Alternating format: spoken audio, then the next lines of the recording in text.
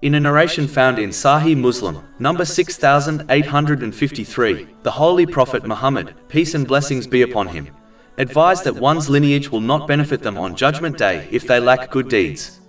Allah, the Exalted, bestows mercy and ranks to people in the hereafter according to their righteous deeds.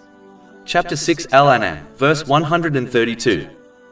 And for all are degrees, i.e., positions resulting from what they have done. A Muslim should therefore not be fooled into believing their lineage will save them from punishment.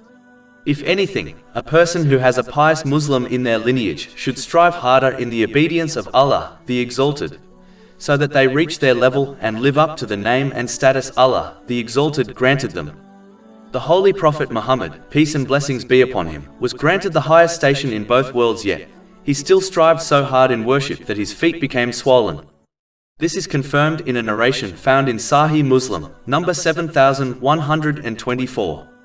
In fact, the Holy Prophet Muhammad, peace and blessings be upon him, made it clear in a narration found in Sahih Muslim, number 519, that only Allah, the Exalted, and the righteous believers are his friends and are close to him. He did not give superiority to lineage, and neither should Muslims. Islam is a religion of equality, and therefore all will be treated and judged by Allah, the Exalted, in this world and in the next according to their intention and efforts. All other things, such as gender, lineage and brotherhoods, have no value. Chapter 49 Al-Hujurat, verse 13. Indeed, the most noble of you in the sight of Allah is the most righteous of you. Over 400 free ebooks, audiobooks, infographics, podcasts and blogs available on our website, www.shaykhpod.com.